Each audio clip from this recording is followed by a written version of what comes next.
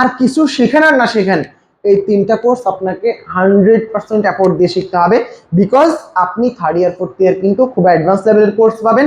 সেগুলো যদি ভালো করতে চান, সেগুলো যদি ভালোভাবে শিখতে চান, আপনাকে এই তিনটা কোর্সে অবশ্যই ফোকাস করে পড়তে হবে। So be careful. আমি আপনাকে আপনার বই সম্পর্কে ডিটেলস বলেছি, একটু সময় লেগেছে, কিন্তু এই ইনফরমেশন আপনাকে পরবর্তী স্টেপে খুব বেশি হেল্প করবে। আসসালামু আলাইকুম। জাতীয় বিশ্ববিদ্যালয়ের সর্বকনিষ্ঠ গণিতবিদরা, আশা করছি সকলেই ভালো আছেন। সদ্যমাত্র আপনি গণিত বিভাগে ভর্তি পরীক্ষার মাধ্যমে ভর্তি হওয়ার চান্স পেয়েছেন। সো এখানে ভর্তি হওয়ার পরে আপনার মনে প্রচুর কোশ্চেন জেগে গেছে যে গ্র্যাজুয়েশনের পড়ালেখা কেমন, আমি গণিতে ভর্তি হয়েছি, আমাকে কি শুধু গণিত পড়তে হবে নাকি ফিজিক্স, কেমিস্ট্রি এবং অন্যান্য সাবজেক্টও পড়তে হবে? এই ধরনের বেশ কিছু কোশ্চেনের উত্তর নিয়ে আমি চলে এসেছি। আমি মুরাদ হাসান, আপনাদের মতোই এই গণিত বিভাগ থেকে কোনো এক সময় গ্র্যাজুয়েশন কমপ্লিট করেছে। আপনাকে আমি এই পুরো গণিতের জার্নিটা সম্পর্কে ছোট্ট একটা অ্যাডভাইস দিব, এবং আপনার এই প্রথম বর্ষে যে কোর্সগুলো কিভাবে পড়লে এবং কোন কোন কোর্সগুলো কেমন হবে, সব কিছু ডিটেলস আমি এখানে বলে দেব। তো চলে আসেন, আমাদের এই গণিত বিভাগে প্রথম বর্ষে টোটাল 3 টাইপের কোর্স করব। কয় টাইপের কোর্স? 3 টাইপের কোর্স। প্রথম যে টাইপ সেটা হচ্ছে মেজর কোর্স, দ্বিতীয় হচ্ছে নন মেজর কোর্স, এবং থার্ড কম্পালসারি কোর্স। এখন মেজর কোর্স মানে কি? মেজর কোর্স মানে হচ্ছে আপনি গণিত বিভাগে ভর্তি হয়েছেন, রাইট? তো এই মুহূর্তে আপনি সামনের জীবনে যত গণিত পড়বেন, যত অঙ্ক টাইপের সাবজেক্ট পড়বেন, সবগুলোই হচ্ছে মেজর কোর্স। এখন চলে আসেন, এই গণিতবিদ হিসাবে আপনি শুধু গণিত পড়লে চলবে না, আপনাকে পদার্থবিজ্ঞান, কেমিস্ট্রি, স্ট্যাটিস্টিক্স এবং আপনার আরো বেশ কিছু কোর্স করতে হবে। ওই কোর্সগুলোকে আবার দুই ভাগে ভাগ করা হয়েছে। তাহলে আপনি মেজর কোর্স বলতে বুঝেছেন যেগুলোতে শুধু গণিত থাকবে, ওগুলো মেজর। আর এর বাইরে যেগুলো, ওগুলো হচ্ছে একটা নন মেজর, আরেকটা হচ্ছে কম্পালসারি। এখন সেই কম্পালসারি জিনিসটাকে একটু ক্লিয়ার করে দেই। কম্পালসারি হচ্ছে আপনার সাথে জাতীয় বিশ্ববিদ্যালয়ে ভর্তি পরীক্ষায় উত্তীর্ণ হয়ে প্রথম বর্ষে যারা যেই সাবজেক্টে ভর্তি হয়েছে, ফিজিক্স, কেমিস্ট্রি, মানে যে ডিপার্টমেন্টে ভর্তি হয়েছে, প্রত্যেকেই এই কোর্সগুলো পড়া লাগবে। ওই কোর্সগুলোর নাম হচ্ছে কম্পালসারি কোর্স। সো আপনার জন্য আছে, এবং অন্য যে কোনো ডিপার্টমেন্টের জন্যও কিন্তু কম্পালসারি কোর্স আছে। এবার চলে আসেন, আমি আপনাকে তাহলে বুঝাইতে পেরেছি আপনার টোটাল কোর্সের সেগমেন্ট হচ্ছে 3টা, একটা মেজর কোর্স, একটা নন মেজর কোর্স, আরেকটা হচ্ছে আপনার কম্পালসারি কোর্স। এখন আসেন, মেজর কোর্স কোনগুলো? মেজর কোর্স আপনার এই পেজে যে 4টা আছে, এগুলো হচ্ছে মেজর কোর্স। এখন এখানে মেজর কোর্স 4টা লেখা যদিও, কিন্তু একটা আপনার পরীক্ষা, অর্থাৎ আমি এখানে আপনাকে এই 4টা কোর্স সম্পর্কে একটু বলি।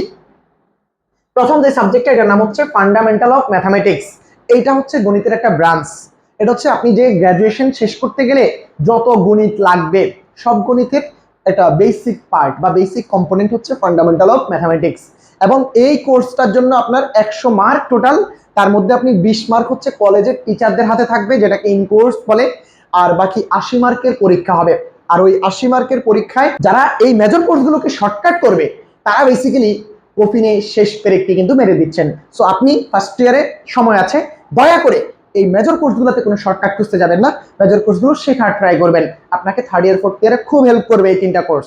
So be careful. এবার আসেন লাস্ট ওয়ান, যেটা এটা আপনার জন্য মোটামুটি বলতে গেলে ফ্রি।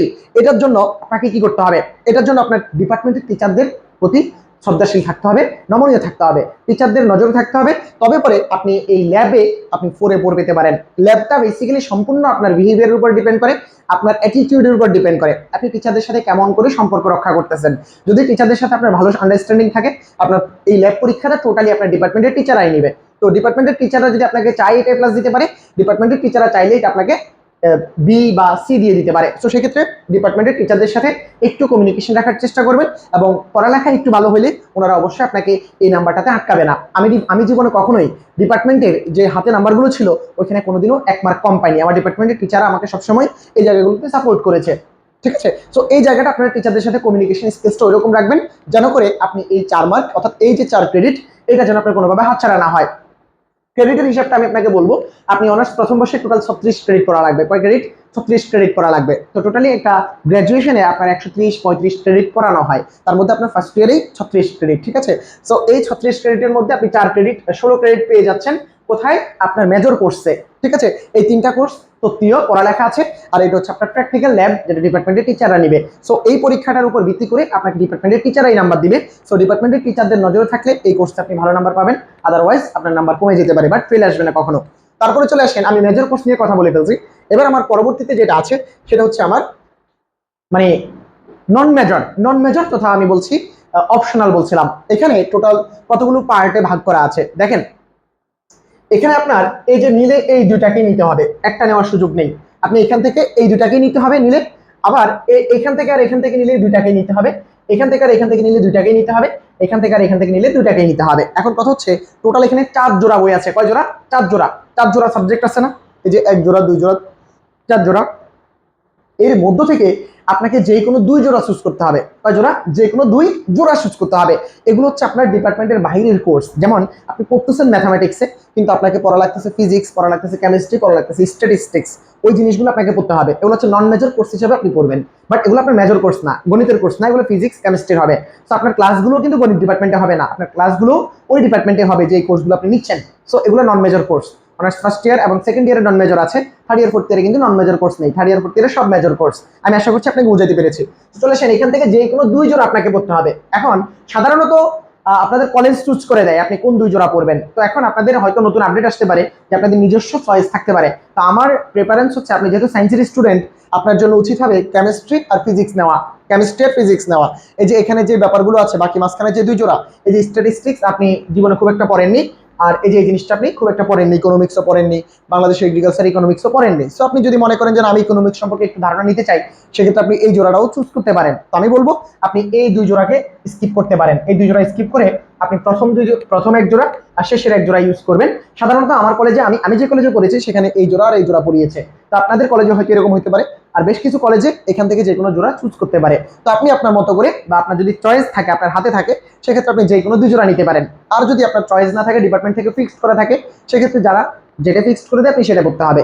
বাট এটা আর এটা হচ্ছে আপনার সাথে যায়, কারণ আপনি ইন্টারমিডিয়েট সায়েন্সের স্টুডেন্ট। সো এটা কেমিস্ট্রি ইন্টারমিডিয়েটে যা পড়েছেন তাই আছে এখানে, ফিজিক্স ইন্টারমিডিয়েট প্রথম পত্রে যাই পড়েছেন তাই আছে এখানে। সো এই 100 মার্ক ইন্টারমিডিয়েটের ফিজিক্সের প্রথম পত্র, আর এই যে এই কেমিস্ট্রি 1 এই 100 মার্ক, এটা হচ্ছে আপনার ইন্টারমিডিয়েটের কেমিস্ট্রি প্রথম ও দ্বিতীয় পত্রের কিছু অংশ। সো এই হচ্ছে আমার ইন্টারমিডিয়েটের পড়ালেখা সম্পূর্ণ, এই নন মেজরের ফিজিক্সটা এবং কেমিস্ট্রিটা। আর এই দুটো আপনি ইন্টারমিডিয়েটে পাননি তেমন করে। সো আপনাকে আমি বলবো এই দুটাকে স্কিপ করে যেতে পারেন যদি আপনার হাতে চয়েস থাকে, আর ডিপার্টমেন্ট থেকে হয়ে গেলে তো আমার কিছু করার নেই এখানে। তো আপনাকে এখানে যে কোনো 2 জোড়া পড়তে হবে আর কি। এই যে এই জোড়া আর এই জোড়ার কথা আমি বললাম, আপনাদের কলেজে যে 2 জোড়া পড়ায় আপনি ওই 2 জোড়া পড়বেন। এখন আসেন, এখানে যে 2 জোড়া আছে এই 2 জোড়ার মধ্যে ক্রেডিট কত? এখানে হচ্ছে 6 ক্রেডিট, এখানে হচ্ছে 6 ক্রেডিট, টোটাল 12 ক্রেডিট। আগের পেজে 16 ক্রেডিট, টোটাল কত হলো? 28 ক্রেডিট। আপনার পড়তে হবে কত ক্রেডিট? 8 ক্রেডিট। সেটা আপনার পরের পেজে আপনি দেখবেন। তো চলে আসেন, আমি এখানে নন মেজর নিয়ে কথা বললাম। এই কোর্সগুলো আপনি জাস্ট ভালো রেজাল্ট করার জন্য যেভাবে পড়তে হয় সেভাবে পড়বেন।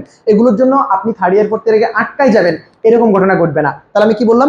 নন মেজর মানে হচ্ছে এই যেগুলো আপনার হাতে চয়েস, ওই কোর্সগুলো আপনি চাইলে পাশের জন্য বা ভালো রেজাল্টের জন্য যতটুকু যেভাবে পড়া দরকার সেভাবে পড়তে পারেন, ঠিক আছে? বাট মেজর কোর্সগুলোতে এটা চলবে না। মেজর কোর্সে আপনি সব পড়তে হবে, কারণ major third year fourth year আপনাকে খুব খুব হেল্প করবে। যদি আপনি মেজরটা ভালো করে পড়েন, থার্ড ইয়ার ফোর্থ ইয়ারে আপনি একেবারে আরামসে পড়তে পারবেন জিনিসগুলো থিওরিটিক্যাল। থার্ড ইয়ার ফোর্থ ইয়ারে তখন কিন্তু আপনি মুখস্থ করা ছাড়ার উপায় থাকবে না যদি ফার্স্ট ইয়ারে আপনি মেজর কোর্সগুলো ভালোভাবে না পড়েন। আমি আবারও বলছি, ওই 80 মার্কের পরীক্ষা আপনাকে দিতে হবে, ঠিক আছে? তাহলে ফান্ডামেন্টাল অফ ম্যাথামেটিক্স এটা হচ্ছে গণিতের একটা মেজর কোর্স। এই কোর্সের ভিতরে আপনি যা পড়বেন সবই গণিত হিসেবে পাবেন, গণিত, ঠিক আছে? একই রকম ভাবে ফান্ডামেন্টাল অফ ক্যালকুলাস এই কোর্সটাও আপনার এই ফান্ডামেন্টাল অফ ম্যাথামেটিক্স এর মতো গণিতের আরেকটা ব্রাঞ্চ, যেটাকে আমরা বলি হচ্ছে ক্যালকুলাস। এই ক্যালকুলাস ছাড়া আপনি গ্র্যাজুয়েশনটা গণিতবিদ হিসেবে শেষ করতে পারবেন না। যদি আপনি ক্যালকুলাসটা ফার্স্ট ইয়ারে জাস্ট শর্টকাটে পড়ে যান, আপনি গণিতবিদ হিসেবে কখনোই ভালো গণিতবিদ হয়ে উঠতে পারবেন না। এটা আমি আপনাকে গ্যারান্টি দিচ্ছি, এবং 100% গ্যারান্টি সহকারে বলছি। আপনি যদি ফার্স্ট ইয়ারের প্রিপারেশনটা যদি উল্টাপাল্টা করে নেন, আপনি গণিতবিদ হিসেবে শেষ পর্যন্ত হাঁপিয়ে উঠবেন। আপনার কাছে থার্ড ইয়ার ফোর্থ ইয়ারের গণিত কখনোই ভালো লাগবে না যদি আপনি ফার্স্ট ইয়ারটাকে যদি শর্টকাট করে ফেলেন। আমি আবারও বলছি, গণিতে কখনোই শর্টকাট নাই। গণিতের সবচেয়ে বড় শর্টকাটই হচ্ছে আপনি সবচেয়ে বেশি পড়ালেখা করছেন। সবচেয়ে বেশি পড়ালেখা করাটাই হচ্ছে শর্টকাট, কারণ আপনি যখন সবচেয়ে বেশি পড়ালেখা করবেন, কোশ্চেন যেভাবে আসুক আপনি পারবেন। তাহলে এর চেয়ে বড় শর্টকাট আর কি হইতে পারে?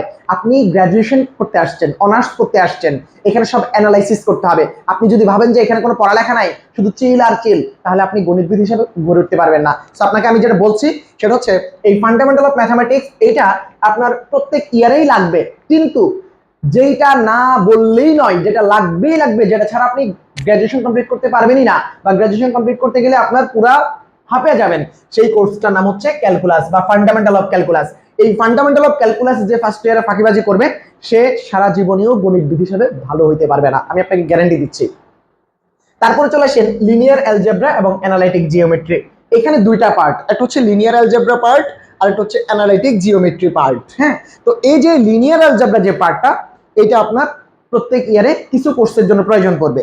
আর অ্যানালিটিক জিওমেট্রি সেটাও কিছু কোর্সের প্রয়োজন পড়বে, খুব বেশি না, ঠিক আছে। তাহলে আপনার এই যে লিনিয়ার অ্যালজেব্রা, অ্যানালিটিক এই কোর্সটা এবং ফান্ডামেন্টাল অফ ম্যাথমেটিক্স কোর্সটা পরবর্তীতে লাগবে, যে জিনিসগুলো লাগবে ওগুলো খুব বেসিক, আপনি ওগুলো পারবেন। কিন্তু এই ফান্ডামেন্টাল অফ ক্যালকুলাস কোর্সটার যদি কিছু জিনিস আপনি বাদ রেখে যান, তাহলে কিন্তু ভাই আপনি থার্ড ইয়ার ফোর্থ ইয়ারে গেলে একেবারে হাঁপিয়ে যাবেন।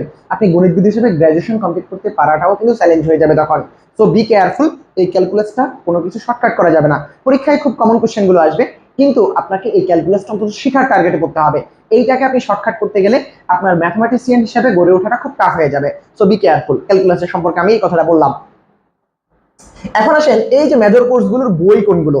আপনার কাছে বাজারে কয়েকটা প্রকাশনী আছে, আমি আপনাকে বলি। তিতাস পাবলিকেশনস আছে, সায়েন্স ভিউ আছে, টুইন প্রকাশনী আছে, নদী পাবলিকেশনস আছে, এরকম কতগুলো পাবলিকেশনস আছে। তো বেশ কিছু কলেজে তিতাস পাবলিকেশনস পড়িয়ে থাকে, কেউ টুইন পাবলিকেশনস পড়িয়ে থাকে, কেউ সায়েন্স ভিউ পাবলিকেশনস পড়িয়ে থাকে, কেউ আবার কিন্তু নদী পাবলিকেশনসও পড়িয়ে থাকে। তো আপনার কলেজে যেটা পড়ায় আপনি সেটা নিতে পারেন। আর যদি আমাদের পেইড কোর্সে আসতে পারেন, সেক্ষেত্রে আমাদের পেইড কোর্সে আসলে আমরা আপনাকে যে লিস্টটা দিব আপনি সেই লিস্টটা নিতে হবে, কারণ আমরা ওই বই ধরেই পড়াই। তো আপনি যদি আমার কোর্সে আসেন, সেক্ষেত্রে আপনার সেই রাইটারের বইগুলো হলে পড়াগুলো সিকোয়েন্স মেনটেন হবে আর কি। আর যদি আপনি অন্য রাইটারের বই নিয়ে আসেন, সেক্ষেত্রে কিন্তু আপনার ঝামেলা হবে আমাদের কোর্সে আসলে। আর আপনি যে কোনো বই পড়তে পারেন, সবগুলো বই ভালো। তো আমি আপনাকে একটু বইগুলো দেখিয়ে দিই। এই যে এখানে আপনাকে আমি যে বইটার কথা বললাম, ফান্ডামেন্টাল অফ ক্যালকুলাস, এই বইটা, এটা হচ্ছে তিতাস পাবলিকেশনস, এটা হচ্ছে সায়েন্স ভিউ পাবলিকেশনস।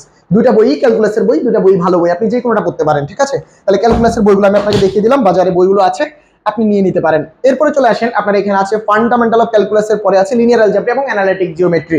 এখানে দুইটা পার্ট, একটা হচ্ছে এই যে linear algebra analytic geometry part 1, আর এটা হচ্ছে linear algebra and analytic geometry part 2। তো এটা হচ্ছে আপনার লিনিয়ার অ্যালজেব্রা আর এটা হচ্ছে অ্যানালিটিক জিওমেট্রি বেসিক্যালি।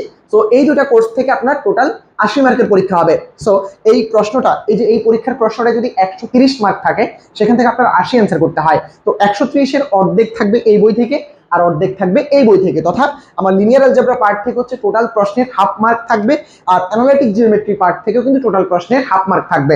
সো আপনাকে এই লিনিয়ার অ্যালজেব্রা এবং অ্যানালিটিক জিওমেট্রি ওইভাবেই করতে হবে যেন দুটা থেকে আপনি টোটাল 80 মার্ক অ্যান্সার করতে পারেন। এখানে বাধ্যবাধকতা নেই যে এটা থেকে 40, এটা থেকে 40 অ্যান্সার করতে হবে, এরকম বাধ্যবাধকতা নেই। আপনি যে কোনো একটা থেকে 60 অ্যান্সার করে ফেলতে পারেন, আর এটা থেকে 20 অ্যান্সার করলেও কিন্তু হবে।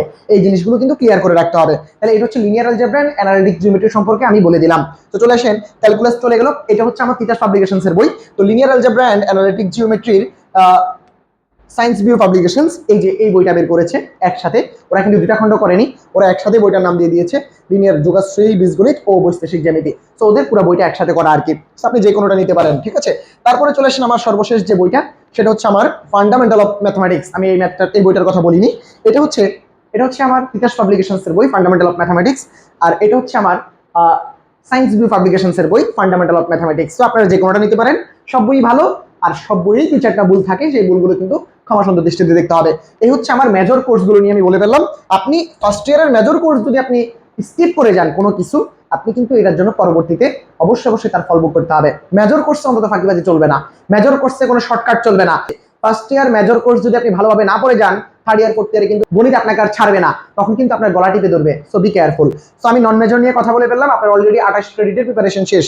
এবার লাস্ট যেটা, সেটা হচ্ছে কম্পালসারি বা বাধ্যতামূলক কোর্স। এটা হচ্ছে অনার্স ফার্স্ট ইয়ার, আপনি যে ডিপার্টমেন্টেই পড়েন, আপনাকে এখান থেকে এই 3টা কোর্স করতে হবে। এই 3টা কোর্স আপনার বাধ্যতামূলক করতে হবে, ঠিক আছে। তো এর মধ্যে এই বাধ্যতামূলক কোর্স, এটা হচ্ছে আগে ছিল বাংলাদেশের স্বাধীনতার উদ্বুদ্ধের ইতিহাস।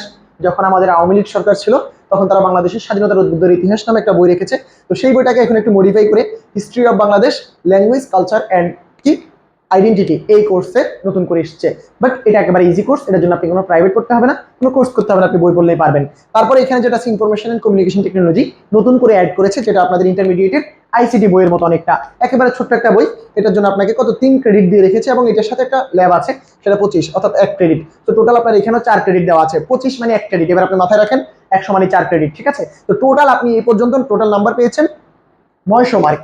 আপনি এই পেজে টোটাল 200 মার্ক, আর আগে আপনি পেয়েছেন টোটাল কত 700 মার্ক। তাহলে টোটাল আপনার 900 মার্কের পরীক্ষা দিতে হবে অনার্স প্রথম বর্ষে গণিত বিভাগ থেকে। তো আশা করছি আপনি পুরো জিনিসটা ক্লিয়ারলি বুঝে গেছেন। আপনাকে এই 3টা কোর্স একেবারে যে ডিপার্টমেন্টেরই হন করতে হবে। এগুলো আপনার ডিপার্টমেন্ট রিলেটেড না, এগুলো হচ্ছে আপনি যে ডিপার্টমেন্টেরই হন, আপনার এই 3টা করতে হবে। সো আপনার ডিপার্টমেন্ট রিলেটেড কোর্স হচ্ছে প্রথম 4টা, ডিপার্টমেন্ট রিলেটেড কোর্স হচ্ছে এই প্রথম 4টা। এই 4টা আপনার মানে আর কিছু শেখেন আর না শেখেন, এই তিনটা কোর্স আপনাকে 100% এফোর্ট দিয়ে শিখতে হবে, বিকজ আপনি থার্ড ইয়ার ফোর্থ ইয়ার কিন্তু খুব অ্যাডভান্স লেভেলের কোর্স পাবেন।